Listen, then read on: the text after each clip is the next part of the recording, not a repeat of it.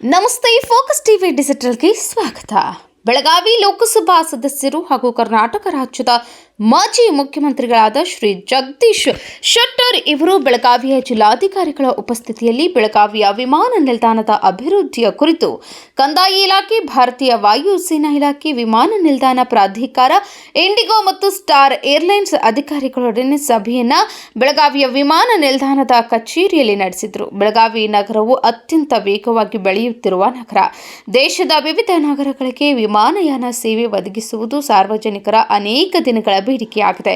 ಈ ವಿಷಯವಾಗಿ ಸಭೆಯಲ್ಲಿ ಹಾಜರಿದ್ದ ಇಂಡಿಗೋ ಮತ್ತು ಸ್ಟಾರ್ ಏರ್ಲೈನ್ಸ್ ಸಂಸ್ಥೆಯ ಅಧಿಕಾರಿಗಳನ್ನು ಯಾವ ನಗರಗಳಿಗೆ ತಮ್ಮ ಸಂಸ್ಥೆಯು ವಿಮಾನ ಸೇವೆಯನ್ನು ಒದಗಿಸಬಹುದಾಗಿದೆ ಎಂಬ ವಿಷಯವಾಗಿ ವಿಚಾರಿಸಲಾಗಿ ಅವರು ಬರುವ ದಿನಗಳಲ್ಲಿ ಪೂನಾ ನಗರಕ್ಕೆ ಪ್ರಪ್ರಥಮವಾಗಿ ವಿಮಾನಯಾನ ಸೇವೆ ಒದಗಿಸಲಾಗುವುದು.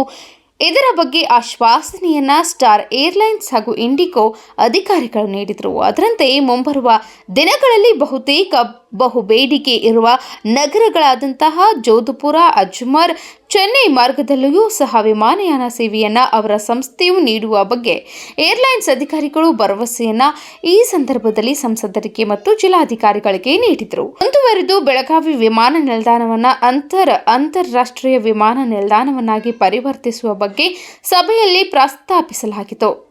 ಬರುವ ದಿನಗಳಲ್ಲಿ ಈ ನಿಟ್ಟಿನಲ್ಲಿಯೂ ಸಹ ಎಲ್ಲ ಪ್ರಯತ್ನ ನಡೆಸಲಾಗುವುದು ಎಂದರು.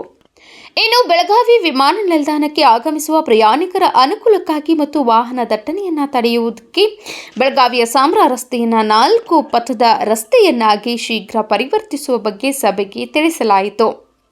ವಿಮಾನ ನಿಲ್ದಾಣ ಅಭಿವೃದ್ಧಿಯ ಇನ್ನೊಂದು ಅಂಗವಾಗಿ ನಿರ್ಮಾಣಗೊಳ್ಳುತ್ತಿರುವ ಟರ್ಮಿನಲ್ಗಳ ಕಟ್ಟಡದ ವೀಕ್ಷಣೆಯನ್ನು ಸಂಸದರು ಕೈಗೊಂಡು ಕಾಮಗಾರಿ ಪ್ರಗತಿಯ ಬಗ್ಗೆ ತಮ್ಮ ಸಂತಸ ಹಂಚಿಕೊಂಡು ಬರುವ ಸನ್ 2026ರಲ್ಲಿ ಈ ಕಾಮಗಾರಿ ಪೂರ್ಣಗೊಳ್ಳಲಿರುವ ಬಗ್ಗೆ ತದನಂತರ ಪ್ರಯಾಣಿಕರಿಗೆ ದೇಶದ ವಿವಿಧ ನಗರಗಳಿಗೆ ಇನ್ನೂ ಹೆಚ್ಚಿನ ವಿಮಾನ ಸೇವೆಯ ಅನುಕೂಲತೆ ಅವಶ್ಯಕ ದೊರೆಯಲಿದೆ ಎಂದು ಬೆಳಗಾವಿಯ ಲೋಕಸಭಾ ಸದಸ್ಯರು ಶ್ರೀ ಜಗದೀಶ್ ಶೆಟ್ಟರ್ ಅವರು ಪತ್ರಿಕಾ ಪ್ರಕಟಣೆಯಲ್ಲಿ ತಿಳಿಸಿದ್ದಾರೆ.